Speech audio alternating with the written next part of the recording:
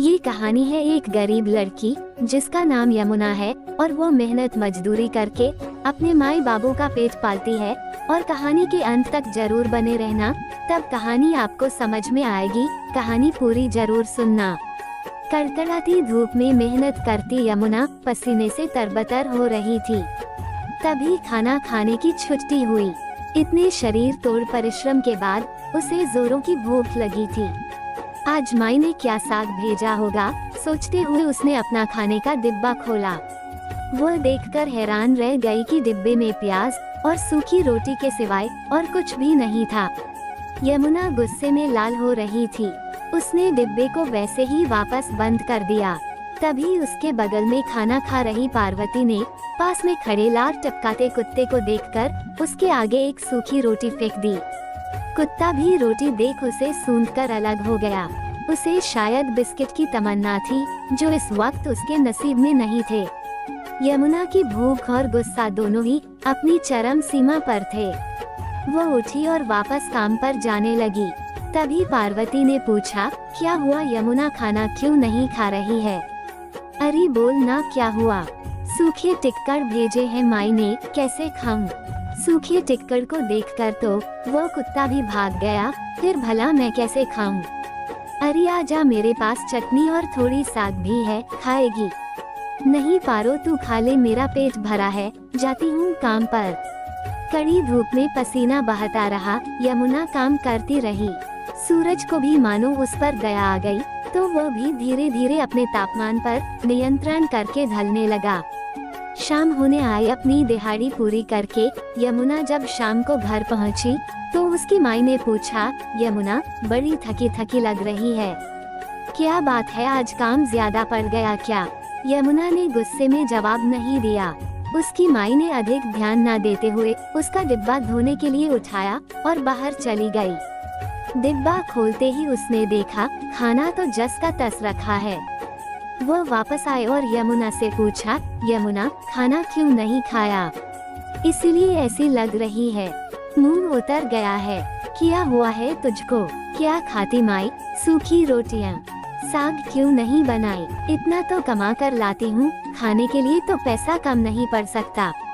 यमुना अब से तो ऐसा ही खाना मिलेगा। यह क्या कह रही हो माई?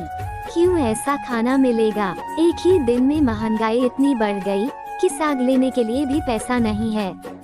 अरे नाराजी ना दिखा, तेरे बापू ने तेरा ब्याह तय कर दिया है। बहुत अच्छा लड़का है, कमाता भी ठीक ठाक है। दहेज में उसके माई बाप 1.5 लाख रुपया मांग रहे हैं, देना तो पड़ेगा। कौड़ी कौड़ी बचाएंगे तभी तो इकट्ठा होगा ना। 6-7 महीने का समय है हमारे पास, तब तक हमें उतना पैसा जोड़ना पड़ेगा। साहूकार के पास से थोड़ा कर्जा ले लेंगे। यह क्या कह रही हो माई? इतना सारा दहेज मांग रहा है और तुम कह रही हो अच्छा लड़का है। उसे लड़की भी चाहिए और साथ में पैसा भी। मना कर दो, मैं ऐसे लड़के के साथ ब्याह हरगिज नहीं करूंगी जिसकी नीयत में दहेज की दौलत हो। उसके बाजू में ताकत नहीं है क्या अपनी जोरू को कमाकर खिलाने की? बापू बिस्तर पर हैं, तुमसे काम होता नहीं। तुम दोनों का क्या होगा? कर्ज का ब्याज भरते भरते जिंदगी बीत जाएगी। ये साहूकार भी कम लालची नहीं होते। हम जैसों को कर्जा देकर ही अपना घर चलाते हैं, कामकाज होता नहीं है उनसे। गरीबों की मेहनत का खून चूस चूस कर ही पलते हैं ये। दहेज लेने वाले भी इन्हीं के भाई बंधु होते हैं। जो अभी पैसा मांग रहे हैं, क्या वह बाद में मुझे तुम्हारे लिए कुछ भी करने देंगे? नहीं माई नहीं, मुझे ब्याह करना ही नहीं है। अरे पगली है क्या तू? दहेज के बिना रिश्ते नहीं होते। तूने अभी दुनिया देखी ही कहाँ है? ब्याह तो सभी को करना पड़ता है। बेटी को घर के खूंटे से बांधकर तो नहीं रख सकते ना। तू हमारी चिंता ना कर, मैं जैसे तैसे 2 जून की रोटी का जुगाड़ तो कर ही लूंगी। मैंने कह दिया ना माई, ऐसे लालची परिवार में मैं रिश्ता कभी नहीं करूंगी। ऐसी बातें ना बोल यमुना, तू क्यों भूल रही है बड़े बड़े लखपतियों की छोरियां भी जब शादी के मंडप में बैठती हैं ना, उसके पहले ही करार हो जाता है। लाखों के सौदे होते हैं, यही रीत है। होते होंगे लाखों के सौदे उन छोरियों के मन में भी, दहेज लेकर जाने की चाह रहती होगी। मैं वैसी नहीं हूँ माई, वैसे भी मुझे भिखारी लड़के से ब्याह नहीं रचाना। अरे यमुना, दहेज तो उसके माई बाप मांग रहे हैं, लड़के को काहे कोस रही है? अच्छा, मतलब वो अपने लड़के को बेच रहे हैं 1.5 लाख रुपए में। उन्हें कह दो हमें ये सौदा मंजूर नहीं। माई ने यमुना को हर तरह से समझाने की कोशिश की, किंतु यमुना की ना हाँ में ना बदली। यमुना ने कहा, माई कल से साग बनाना मत भूलना। ठीक है, कहकर माई अपना काम करने लगी।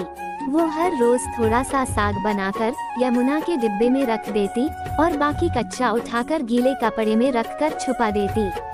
माई और बापू तो अभी भी यमुना की चोरी से सूखी रोटी प्याज के साथ खाकर पानी पी लेते। यमुना को एक दिन तबीयत खराब लग रही थी, इसलिए वह खाने की छुट्टी में मालिक को बोलकर घर आ गई। उसने सोचा आज माई बापू के साथ घर पर ही खाना खाऊंगी, पर घर में घुसते ही उसने देखा माई और बापू प्याज और नमक के साथ रोटी खा रहे थे। ये देखकर यमुना की आंखें आंसुओं से भीग गईं और वो उन दोनों के सामने आकर घुटनों के बल बैठ गई। माई और बापू उसे देखकर हैरान रह गए। माई ने कहा, अरे यमुना, तू इस वक्त? यमुना की आंखों से आंसू टपककर उनकी थाली में जा गिरा।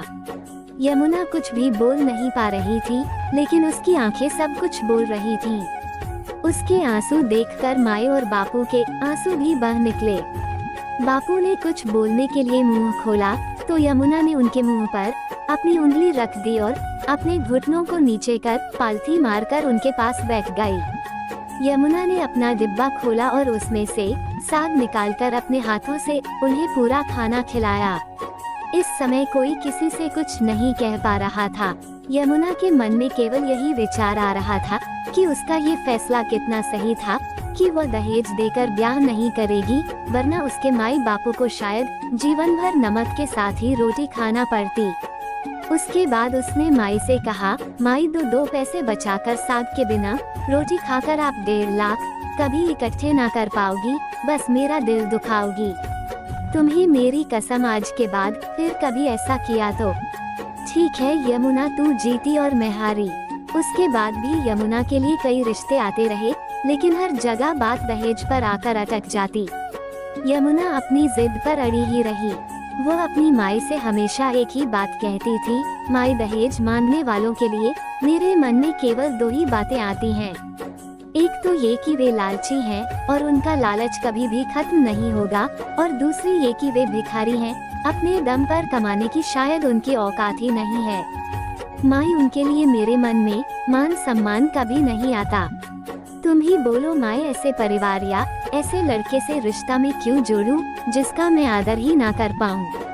मुझे मेरे बापू और माई की थाली में सूखी रोटी और प्याज नहीं, रोटी के साथ साग, चटनी और अचार भी चाहिए।